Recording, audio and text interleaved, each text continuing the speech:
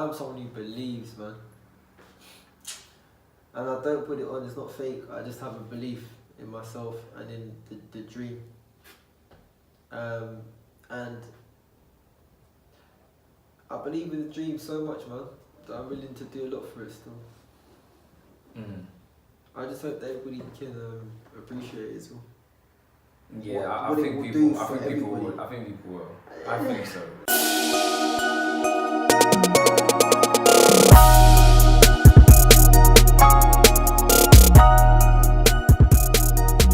So this is our second sit down, right? You know, and Layers, drummer boy, with me kind of sitting down with you and trying to decipher and get a bit more background into how the space came together. The design. I'm really interested in that. Previous interview, obviously I like your architectural background, but this one, let's try and focus. We spoke about a lot more than architecture in the last one, but this one, let's try and focus more on the design. So when you first got the space, initial thoughts, when you first came into the space, what did you first think?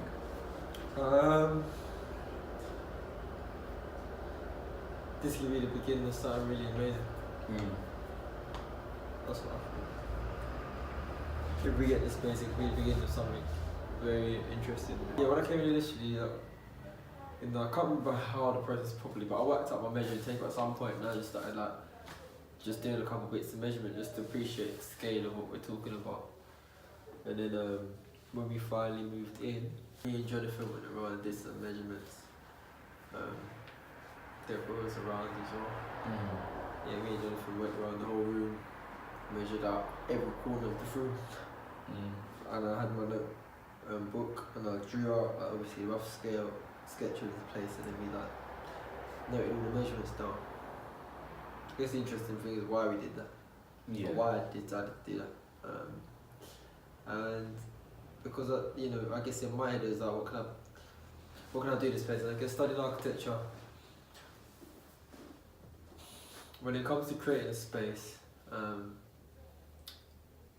there's a limit to what you can create to some degree just through what you see with the naked eye. There's a beauty in designing from plan, section, and there's a beauty in being able to see that space differently. And that's what line drawings are for. You can start to put people around and see, appreciate the space differently. Or put things in place, and appreciate scale. And understand, what your limits are and stuff like that. Also measured from the ground to the ceiling, and that's where I found there was a false ceiling. I knew it was a false ceiling, but I guess I didn't know how much space was beyond that false ceiling. So the first thing I did as well was I kind of moved the ceiling, I looked beyond it, and there was like an extra, just under 2 meters when I got the measuring tape up there, of space. And for me that was this is after we moved into the space. For me that was a cool moment, because obviously we're going to have a photography studio and other stuff, but having a higher ceiling is really cool. Do you know what I mean? Because automatically it makes the space look bigger. Did you realise the scale of work you would have to do? At those early stages, did you have in your mind, how many weeks you were going to have to work? And how hard it was going to have to be, because it's a lot of work that's gone into it. Did you know that at the initial stages that, it's a lot of work, but you're ready for it? At the initial stages, I underestimated the time. I believe is what I'm looking to say. So I thought we'd be finishing this much quicker than we were. Obviously I'd never done a project like this before in real life. And so many things went wrong in the process that delayed the project. Finances was a big factor. We ran out of money at some stages. And at some stage we didn't know if we were going to actually be able to have this space. Because it's half done, do you know what I mean? And it's like we're nearly there, and so issues arise then. Do you know what I mean? So Just not having the money happened a few times, and then in every situation we managed to like get the money, or raise the money, and I guess with regards to time, yeah man, I thought like we'd be finished beginning of January. That's what I planned for. I wanted to launch beginning of January, bang, but then like so many factors. Money wasn't our initial issue as well. It was other factors I don't want to talk on because I'd have to talk about people that was like a hindrance to the whole project. You know, with any project really, there's always going to be difficult kind of moments and stuff, and you know, completing a project. I mean, starting a project is one thing, but completing it, it's a whole other ball game as well. I was lucky enough to be part of that process. You know, I said in the last interview, I'm lucky enough and I'm privileged enough as well to have someone like you on board for the year. And I realised how much work it was because I would come in helping here and there. But so the design, one of the things that jumps out to me, you look at the red beams now, right? And initially, from the pictures I've seen, they were actually white, and they formed, quite. They're white, grey. White, grey, yeah, and it formed kind of like a big fixture of the space, if that makes sense. And obviously, how did you come up with the concept of painting them reds? Well, we spoke in the last interview. We spoke about the colour of Jungle Boy. Colour of Jungle Boy is red, but it's like a shock red or blood red. Well, more shock red than a blood red because blood can be a bit more crimson, I believe. But with regards to the beams, for me it was like again like when I came into the space and I saw, because what the beams were initially used was to hold up the false ceiling, so that was their purpose. There was a system in place to hold up the false ceiling, and we could have either got rid of them or reused them, and I was interested in reusing them because initially I wanted everything to be off the floors. That's how I initially designed it, and I wanted panels in places. But again, because of budget and access to certain things and problems that we faced along the way, I had to adapt the idea to not just like these beams that you see here. They're supposed to have panels on them that you could take off and you can add on when we're doing different functions. But again, I'm pacified with not pacified, pacified is the right word. I'm cool with what we achieved and what we got. And I think it works, where it's just in some places. And like over on the wall, I think it separates that red wall quite nicely, and we're gonna have the different backdrops and stuff. Glass door's gonna be added on. And I just think they add as nice decorative pieces, even if they're not really functional at this point in time. Consider doing other things with them now, but that was the general idea. So I was more so interested in reusing some of that, not only on a functional level, but also to show some identity and some character of the space that used to exist. So that's something I wanted to carry through. There's that sense of continuation as well. Like you almost picked it up from somewhere, and then you did more with it. It's interesting. You talked about that bit. You call it frosting or whatever. However you coined it. The bit at the top. Oh, the glacier. Whatever you call it. The iceberg. Yeah, the iceberg. Yeah. And like that beam at the top is structural. We painted it red. The brick wall is what it actually is. That's kind of been carved up before we came. We painted it white and stuff like that. I did that as well because again I wanted to leave an essence of what used to be here, and it almost makes it feel a bit more contemporary, I guess. But you still see the nature of the fact that this used to be a really old building. Do you know what I mean? Yeah. Through the steel that's attached over there, or to the wall that's kind of you call a iceberg. To the wood that's like a frame of a door that used to exist there, but it doesn't exist anymore. I mean, obviously, one of the other things you had to do also was like what was, for the old, I don't know, the whole setup. They had the door was here, wasn't it? Yeah, the door was here. Obviously, and then they had like a decoy wall. Is that what you call that? There was a wall that you then had to. Oh, false wall. The false wall. That's it. Yeah. So you had to. When did you decide to do that? Why did you? Why didn't you just stick to what they had? Again, my thing was about like giving this place like more space. So in some of my initial designs, that door was still there to allow for people to walk through and cross flow, ventilation and stuff like this. But, when I decided that this was going to be the only studio we have at this level, I thought it should be a bit more private and not just have access that way. There was conversation around having access that way because it would be easier for models and people to maybe walk through. But I just feel like closing it off gave this place more of like a studio vibe. So when we close the curtains, like this feels like a separate room. Then on top of that, it forces people to walk through the actual space. And also when we're having shoots here now, one thing you do notice is that if we do leave the curtains a bit open, one, you do get a lot of people looking through and it adds a character and a life to the space. Then we've got the two curtains, obviously, one's a bit thinner. If we close the thinner curtains, again it adds a different life, different life to the space. You see things flashing through the curtains, you see kind of silhouette shapes through the curtains, the lights, you know what I mean? So there's, I think, again, making this space like a room has a nice effect. And then also when we have exhibitions and when we have events, small events, I wanted them to feel that they were in a room. I didn't want them to feel like, it's like an escape route or something. Yeah. It was just like there's a door next to a chair.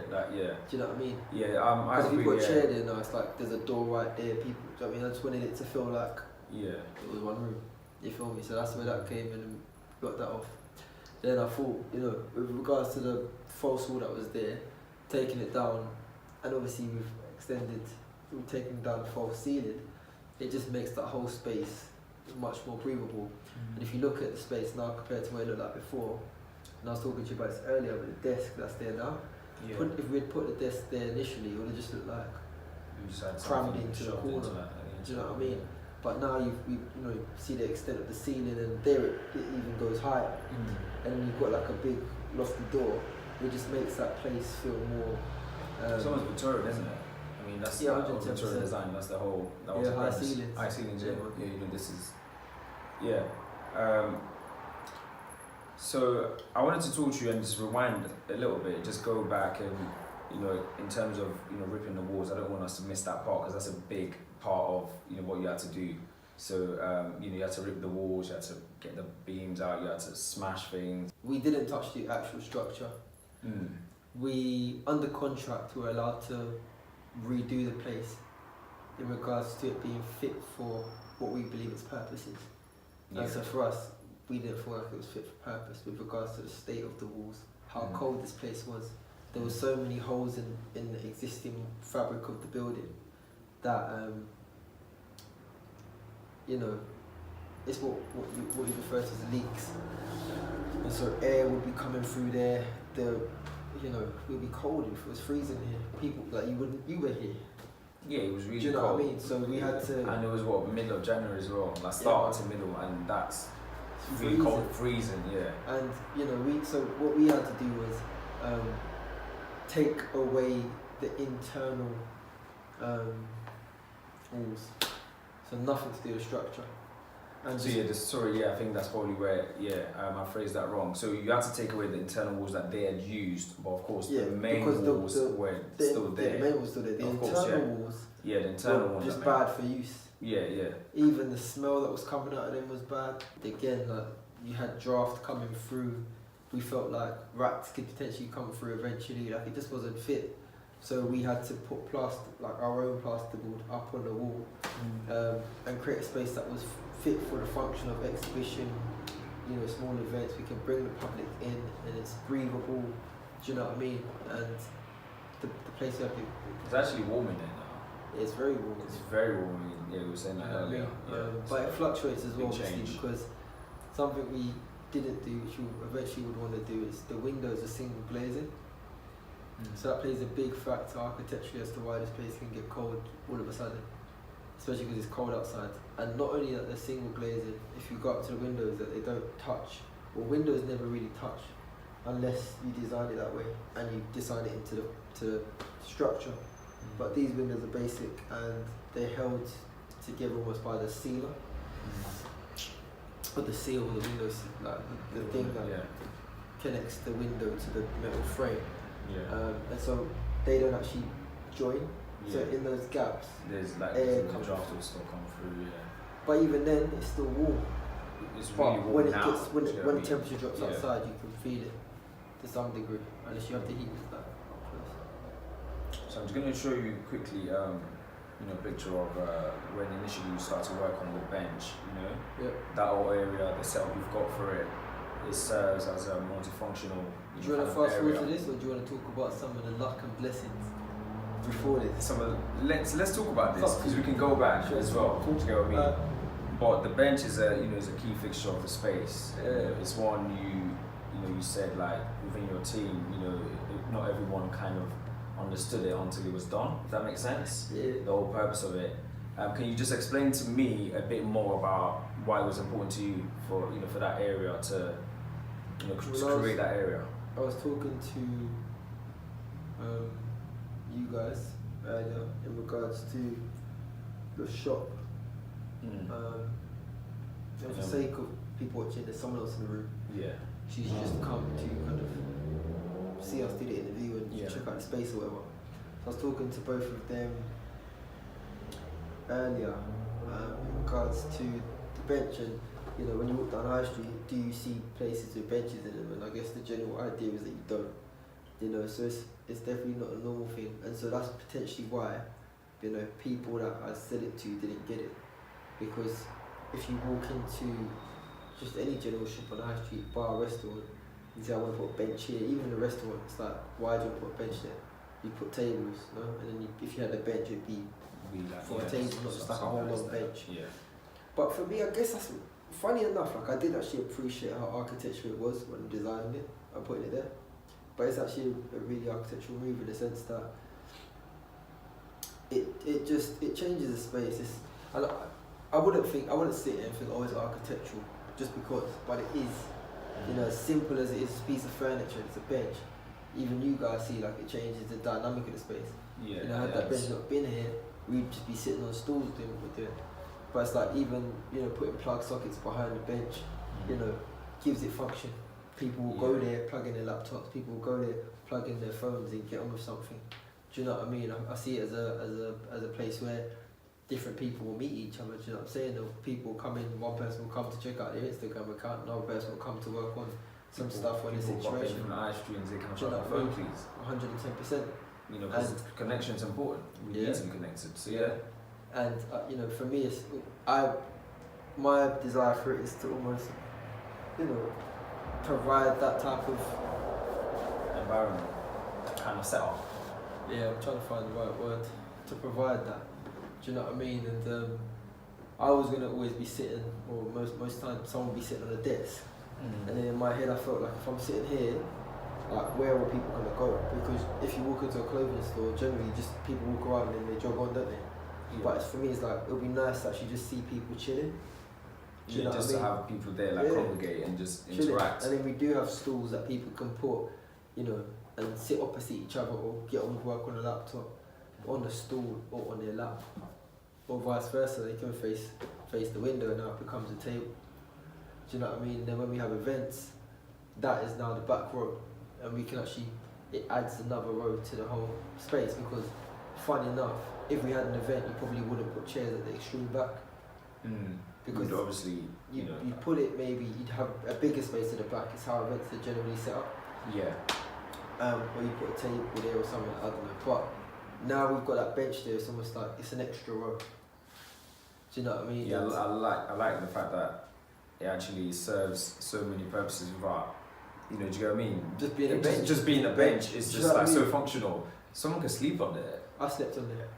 There you go. Do you know what I mean? Actually, I think you mentioned that. No, I put it on my WhatsApp. I wish I had a picture to show you. Yeah. I slept on there. Yeah, I saw it. You mentioned that. People probably thought I was a layabout. I'd stayed up all day the day before, I believe, and like the stock would just come. I had to do stock count. That was the day I was gonna get you to that was the day you were supposed to come. Yeah, that was the day you were supposed to come and try on. Because I was really trying to get someone to try on the situation. Yeah. But that day I was up all night, like doing the stock count, working on the website. Yeah. And I didn't sleep on it at first.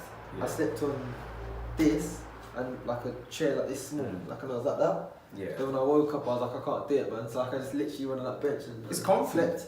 It's comfortable. Yeah, do you get what I mean? It's comfortable. Because of the foam. Yeah, because of foam, yeah.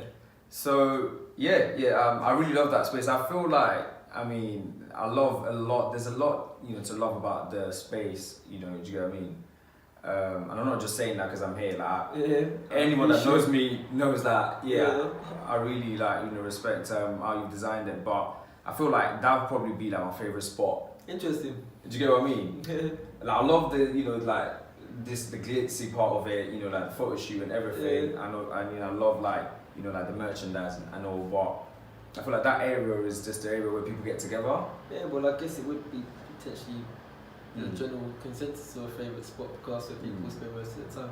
Yeah. The story behind it, because you was asking me before, I'll say it for camera's sake as well. You know, you asked me where I sourced the phone from. Yeah. Oh, yeah. Clapham. Yeah. And I had to lug it from Clapham to Peckham, rush hour on the train, and you see how long that bench is. It's 3,400 millimeters. That's about 3.5 meters. And it was all in the coil. So you had to... I had to sit on the track. I wish I had pictures, man. I had to sit on a packed ass train with a thing like this. Obviously, when I'm getting up, nobody wants to move in it. Yeah. I had to bring that all the way here as well. Like I mean, there's another picture as well that's quite, you know, like prominent, you know, in the images I've got, the picture of you in the snow. Yeah, okay, yeah. Yeah? Yeah, that's a sick picture. That was a sick picture, and that's one I'm gonna throw, you know, you guys are gonna see it in the video as well. That picture is really like prominent because obviously... Why is it prominent to you actually? I didn't ask you. Because that just represents how far you were willing to go. Yeah. Do you know what I mean? Well, yeah, because that's what I was thinking about. 110, I was trying to catch where you're going with this. Yeah, do you get what I mean? Like you had to go to Orpington. Was it Orpington? Yeah, you went and took a bus all the way from Orpington to Peckham. To Peckham, yeah. And what do you know about that lifestyle? And it was, I saw how like anyone that sees the picture would know how thick it was. Like, it was really snowy. This process, yeah? So you can tell it was cold up there. In this process we face like everything. How can man be facing snow in this process? Yeah. Like of everything we've been through, and it's like now it's blitz. And it's a late snow as well. And we've got to make it happen still. I had to go and get a particular. See those light sockets there? I had to go get one of those. Basically, because the electrician needed to wire it that day. So if I didn't go get it that day, you would. I'd miss the electrician. Yeah. So come snow, come rain, I have to get that because we're paying for man to be here. And if you don't wire the lights today, that's another week potentially that we have to wait for him to come back and do the situation or longer. Which obviously then eats into the, eats into everything, bro, because we can't watch this place, we can't make money from this place, until it's all done. Yeah, that's true. You can't see that, in darkness. And I also mentioned, that there's a few, obviously, I mean, there's war wounds, do you know what I mean, if that makes sense? War wounds, you know. Oh, 110. Like, there's obviously... That's not how I described it, but yeah, bro, all day long. Like I said, you cut yourself a few times. I said, not even cut myself, like, the drill went into my hand, like, bare enough time, because I'm holding one piece of wood. You mentioned it, when you were trying to, plug the holes and stuff, ceiling, And this ain't my thing. I don't do construction. Like, I don't like dirt. Anyone who knows me knows I don't like dirt at all. You know what I mean? So for me, like, it's a big deal. Sometimes I'm here by myself. I was here by myself sometimes, doing that. You know what I mean? I'm going to just quickly ask you, so in that whole process, right, and of course we've had our first conversation, and this is not even something I was going to ask you, but I was going to say, in that whole process, did you feel like this would all be worth it? And I'm guessing... Do you know, I said it to you because you want to finish? Yeah, I wanted to just find out, like, when you think to yourself, all this, the amount of energy, the amount of effort, you're putting into the whole, not just like planning, not just ordering stuff, because you've got other stuff to do. 110. And also, something that's prominent in one of the pictures as well is there will be times when you would have meetings in the city and whatever, you would be meeting people, and then you would literally, straight from your meetings, you would come here, change, and just get into it. Different human being. From, I don't know, if we might come back at 6 and you're working till like 4 the next morning or whatever. Like, this is facts. In like the darkness. that. Yeah. In the darkness. Yeah. And in the cold. Yeah. 110. So what kept you going? Bro, like I said it to you in the last interview we had. I'm someone who believes, man. And I don't put it on, it's not fake. I just have a belief in myself and in the dream. And I believe in the dream so much, man, that I'm willing to do a lot for it still. I just hope that everybody can appreciate it as well. Yeah, I think people will. I think so. Trust me. I talk to a lot of people as well. I think so too, but you know. And you know, I've been at it for 9 years, would, yeah, you know, it's not a joke. It's not a joke. Yeah. It's but not you a joke. know, sometimes it's not just even about the work you put in. I said this to someone, I don't know if it was you. It's not necessarily about how hard you work. Sometimes about the strategy behind. That was something to talk about. Because you can work so hard, yeah, and train the hardest for whatever sport you do, and you could be the best singer in the world, or you could be the quickest runner in the world. If you didn't get the opportunities that Usain Bolt got, then you ain't going to be on that platform. Imagine if the people that found Usain Bolt, or how Usain Bolt put himself out there, or his coach or whatever, imagine if that strategy wasn't in place. He'd have been the fastest man alive, still just chilling in Jamaica.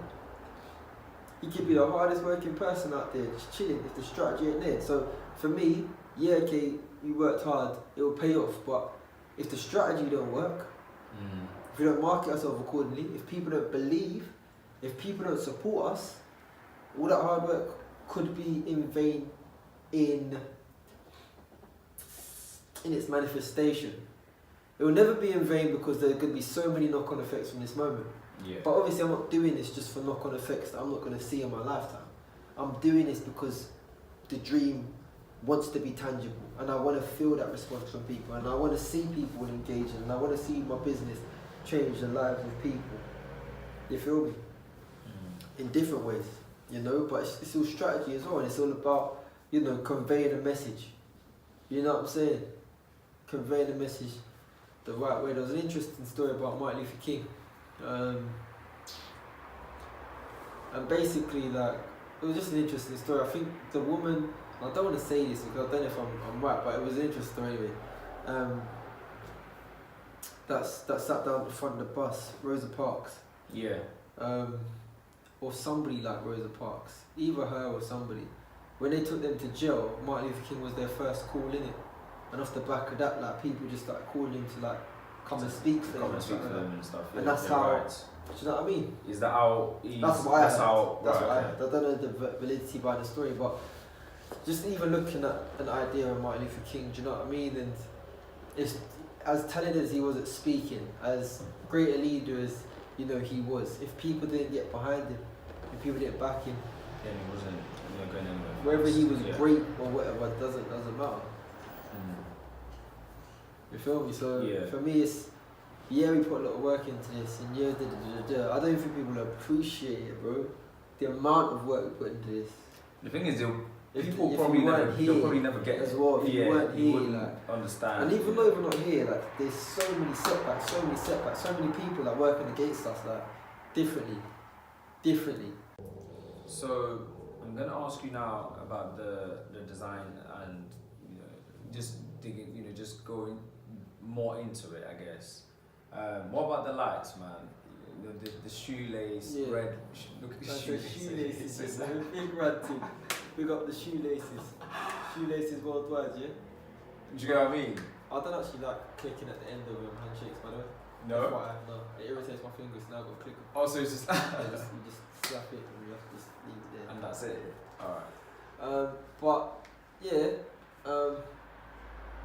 So, again, I wanted people to come together in this project, innit? So I wanted to... Yes, I've got creative mind, and yes, I've got an ability, but I wanted different people involved. So, Jonathan had mentioned Wilhelmina was a architect student as well, and I think I can't remember how that conversation happened, but I ended up speaking to Wilhelmina. I believe one car journey me and Jonathan had, he started talking to me about, you know, Wilhelmina, that she works for this lighting company and stuff. And my thing was, I wanted to do an exhibition of all the different people that have been involved, but I wanted to get different people involved. So I spoke to Wilhelmina, And I asked her if she's interested in being involved in the lighting. She was interested, so I said, cool. This is my concept. I want stuff hanging off the ceilings. Do you know what I mean? I want lights to be dropping here. Yeah, it's all scattered around. It's like a union, isn't it? It's like a lot of stuff. You can find loads of interpretations. You can find loads of interpretations. For me, for me, it represents like a gathering of lights. Yeah. If that makes sense. And they're all kind of positioned. Which is a very powerful way to describe it as well. If you're talking about the different people we'll be bringing together in this space. Exactly, yeah. You know what I mean? But at the same time, it's like, I'd seen designs like this in different places, over the years. I really wanted the red kind of material. The material, drummer boy. Connects. And the pendants being the colours they are and stuff like this. And also the actual design of it flowing from one place was through iteration. So I spoke to Wilhelmina and I said to Wilhelmina, something I've said to people, my other directors and people I've worked with over the years, wherever my business has a footprint, I want it to have a heartbeat. And what I mean by that is, this is a footprint. We're here now, and I want us to connect with the people. I want us to have, a direct connection to whatever area it is that we're in. And it's a sensitivity to where we got. So it's not just like we're here and we're just doing whatever we want to give back in some way, shape, or form. So I gave her that, and the fact that I wanted lights to hang from different places, and she drew up this design. Well, she drew up a design that had a light going from the back to the front as one single light, and then bits coming off of it. And I think we discussed that as well actually beforehand. So we had an idea that that's what we wanted. Okay. And then she actually did the technical drawings with regards to, I want this. This is gonna be that length, and this is gonna be that length. So she actually did with the conduit steel pole. Did she come up with that concept as well? No, so I chose the conduit. Yeah. But she did the technical drawings, which is a hell of a lot of work. Yeah. To draw up every single line and design that, if that makes sense. Alright, so she drew up the line, but you then had to decide what kind of material you would use to bring the lines to life. Okay, I get it. She'd done a lot. She'd also put together presentations to show me of different things we could look at and stuff like that. But I think the conduit still came about almost by luck as well, because the electrician could work with conduit still quite well. So I was like, cool, and I like the rustic industrial look. So she drew like the technical drawings. So for people that don't understand, are like that is line 1 to line 2 to line 3 to line. Do you know what I mean? That's the technical drawings. So this whole formation of this line coming from there and going there, she drew that from her head. So she played a major role in the lighting design. But it's in conversation. Even just that, I mean, just looking at the lines. Obviously, it is still a line, really, but it's just makes the place. It gives it so much life. Do you know what I mean? 110%. I can't quite, come up with like something in my head. A heartbeat, right? So as you have like your blood vessels flowing out. Yeah. That's somewhat what inspired this design. The design, yeah. And the conversations we had in regards to them dropping at different places. And also on site, what's interesting is obviously some of the lengths had to change, and the position of some of the drawing had to change. So you have the drawing, but then I was here on site with the electrician. So sometimes, the length of that was too long. So we had to make a decision on how short to cut it and what length to do. Yeah, just to make it fit, like well, the whole to kind of make it practical fit, side, to make it look how it looks now. And obviously, and then at some point we decided you didn't want all of them to be flat. I think I might have been you were there. So that was really you wanted it to maybe try and. Yeah. So that wasn't design. That was on site. But it is what it is. Yeah, it just makes some of the lights sort of appear, and also with the I call them shoelaces, but with the red kind of robe. Yeah. Right. The red material. Did they come in different sizes? Rope is fine. No, we cut them to different sizes. You have to cut them to different sizes. Yeah, so again, Wilhelmina's part of the design process of that. But then when I was on site, some of the lengths were too long. So, because otherwise it'll be touching your head. Yeah, that's what I mean. Yeah, you can see they had on to. the side, Yeah. we had to edit how we're gonna go about doing that. So I would stand up, hold it up, and tell the electrician cut from there. And then you would, yeah. Yeah, it's really like, it's something. I mean, how many are there So play altogether? around with the drops as well. I think there's about 28. Altogether? Something like that. Yeah, it's a really big, I mean, I can't believe people just actually see it live. And I guess also the red lights so they can over appreciate there. it a bit more. With the red lights over there, they were going to be like this, but they were going to be red light bulbs.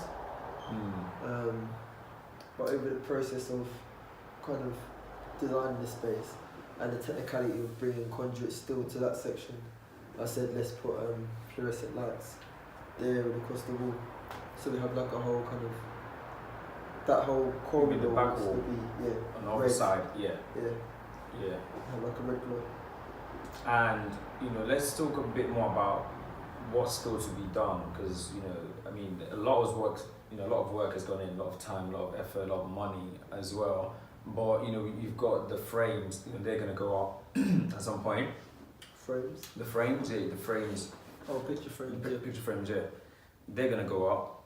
I think you've got like a welcome, like a drummer boy mat as well. Yeah, I mean, so the flooring was done as well. I think you missed that part, but the flooring was an integral part. I was gonna get to that at the end. At the end? Yeah. Okay, cool.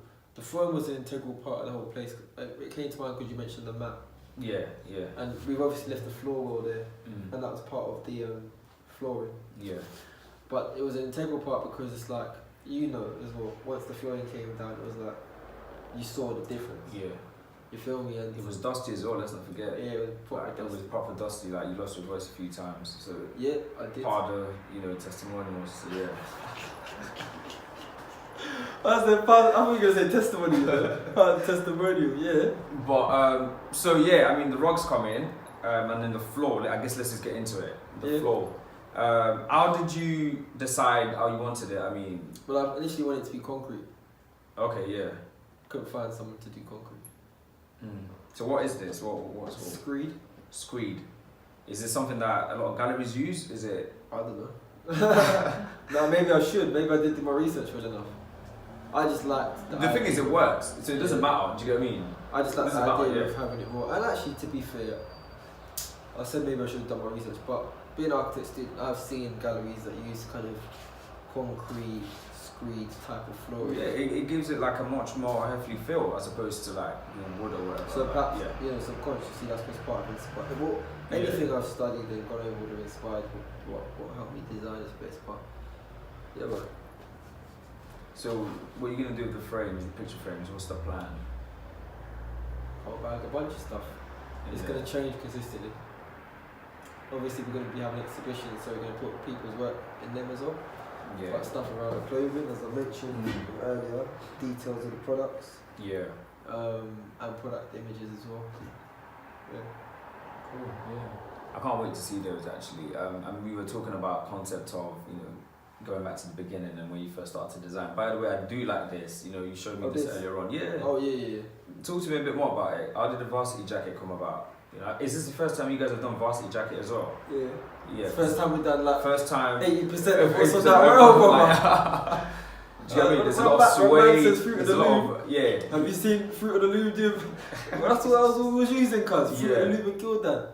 They only do t-shirts and hoodies. You know what I mean? So talk to me about this, because this looks good. Varsity. Yeah. Yeah. What do you want to know about it? So I wanted to know, how did you when did the concept, come to you to be like, actually, I want to further the line. One of the sickest jackets I've ever had, Yeah.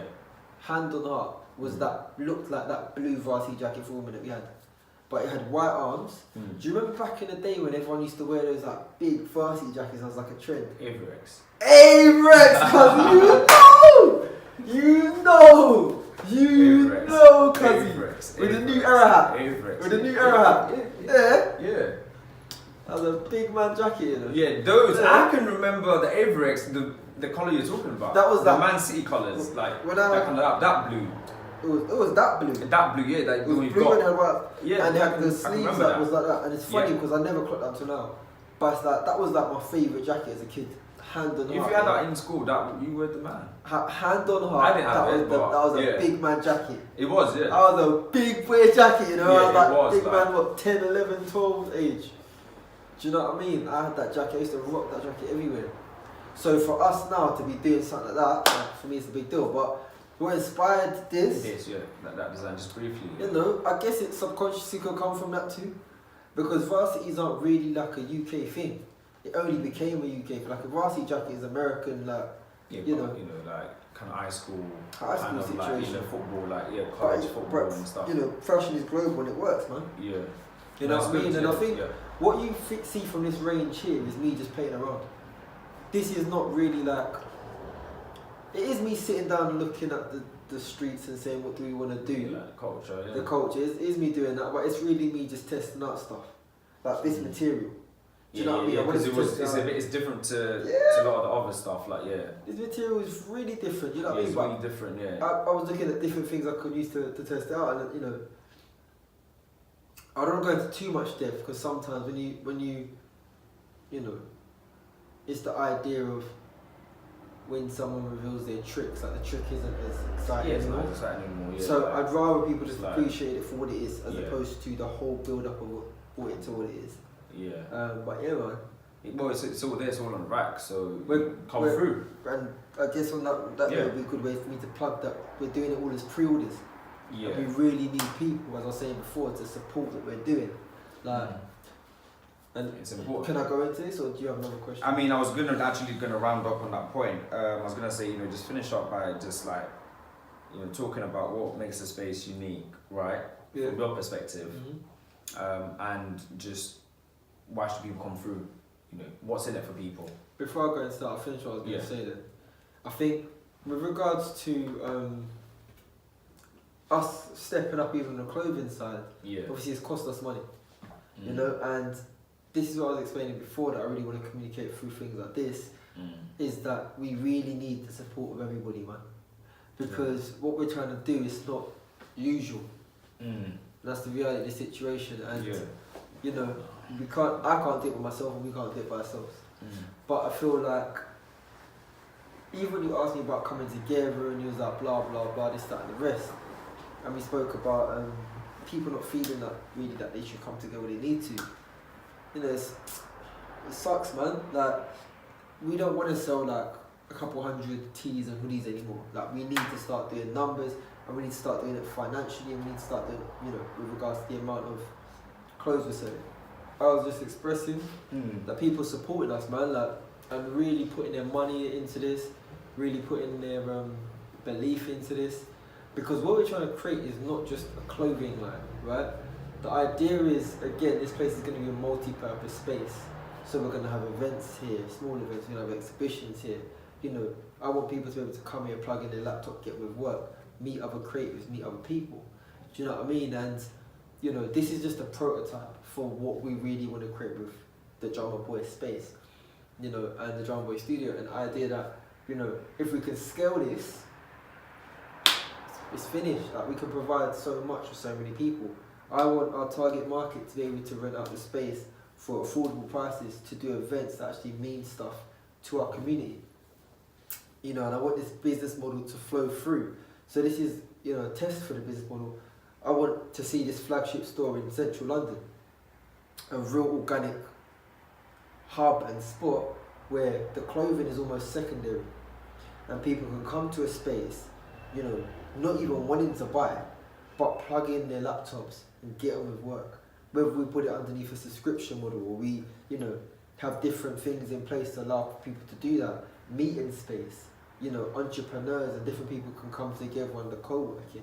We're talking about studio space, do you know what I'm saying? And like, not just photography studio, but where people can record podcasts, music, whatever they're interested in. We're talking about the New Age Youth Club. The idea that, a generation grew up with a place to go, and overnight, called the Youth Club, and overnight it was taken away from us. Do you know what I mean? And it's like, people still got those desires and those needs, but they've not really got a space that does it. And the spaces that do it, people would say that they're either culture appropriating, or kind of, they use poster boys and poster girls to sell like a particular agenda. But my business, where I talk about where it has a footprint, it should have a heartbeat, we really want to give back to the people that we are messing with in our target market. So not just use them and then do whatever we want. Like, yeah, it's a business, and yes, you know, we're going to make financial gain from doing it, but the concept is to really create a hub and a space that, you know, is almost like a safe haven for people. And, you know, I feel like people may not fully get it until they hear things like this, because they'll see like a price maybe and be like, raw, like I can't put that down. But it's like, we need to. And if we don't do it on that level, if we don't do it on that skill, like, there is no point of us continuing. Like, this building alone, like it's the middle of Peckham, just to sustain this business and this building is a lot. You know what I mean? Or enough. So for me, it's like, you know, with these kind of dreams and hopes to have a flagship store in Central or do these different things, like, it's not going to happen off of selling a couple hundred tees and hoodies. We need to be getting people en masse, and it's not just about the clothing, it's about the brand.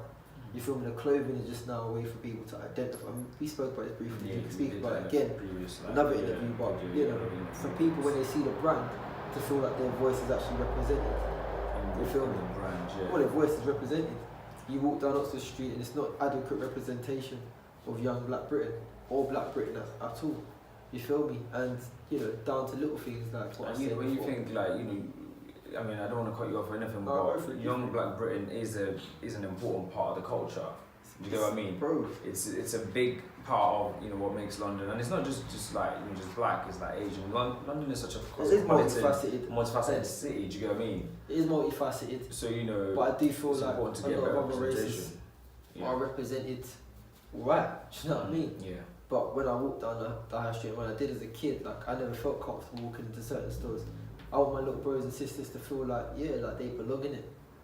You know what I mean? And, you know, it is the idea of the Black Panther week or weekend, and it's like everybody comes out for Black Panther. And then after Black Panther, it's like a whole bag of Black-run businesses. No one's out here doing nothing, but you know, or Black Lives Matter, and everybody comes out and does their thing, and then they go back into their homes, and it's like there's no follow up, and it's like we see how powerful we are when we come together in that sense, but we need to sustain that and to grow that, and it's not just a black and white thing. It is actually just, you know, for me it's about a justice situation, and in doing that and uplifting people that are represented by the media in one light, do you know what I mean? We can do so much more, and it's like for people to get that and to back it and support it as a business that can actually make a real tangible difference. You feel me? Yeah. For so much more than just us right now. Yeah, it's really interesting. I mean, like, you know, like with every dream, right? There's always going to be challenges. You're always going to have the knockbacks. You're always going to have your, you know, like, I don't know, people don't believe in you or whatever you call it. But I mean, so we're in Peckham, right? We're in Southwark. It's a great space. So I'm gonna just highlight all the good parts. Beautifully designed. The design's amazing. You know, it's a place that people are going to be able to connect, you know, based on some of the fixtures that we've spoken about, you know, like the bench and, you know, just like the whole space in itself, the vibe and energy, right? So for me, I mean, I don't see why anyone wouldn't want to, you know, get involved, but I guess like you're saying, you know, you still have to maintain the space, you have to, you know, it costs to maintain this. So, you know, just to round up. Sorry to cut you, pause, people don't understand, bro. People don't get it. That's it. You walk into the space and it's like, you just feel like it should exist, cool. People don't get what goes into making the space actually exist. I guess you have to educate people, because you mentioned that. You mentioned the whole education, that we have to educate our, you know, I think you said it earlier, we have to educate our people to back things. Is that what you said? Is that the word you used? I don't know. It's not, but I could have said something like that. We live in a capitalist system, man. Like, if we don't make money, we can't survive. It's very simple. So if you believe in the situation, then you got to support it. Yeah, that's it. Yeah. All right, cool. We'll leave it at that. I mean, we're gonna do more of these anyway, so you guys can keep an eye, you know, keep it locked and all that. And I believe people will support us. You know what I mean? I do. But, you know, I'll put that'll put a smile within me that wow, people really Actually, came out so, and yeah. chip for the kids. I mean, it's opening soon, so. Yeah, man. And yeah, I expect the space to be packed. Yeah, I expect the space to be packed. And it will be packed. Do But you know what I being mean? packed and supported. Yeah, this is two different things. People might just come for the canapes. People come with the canapes. Do you get what I mean? Yeah. But you need to come for more than that. So yeah, you have to come for more than that because it's more than canapes. It's more than, like you said yourself. It's more than just selling a few hundred teas or whatever. It's more about the hub. Like let's get together. That's it. Yeah, man. And that's one thing I've grown up. That's one of the things that that stands out from having this conversation. Like both conversations. Let's build something bigger than ourselves, man. That's it, really. Yeah. All right. Cool. That's it. It's Yeah. a wrap.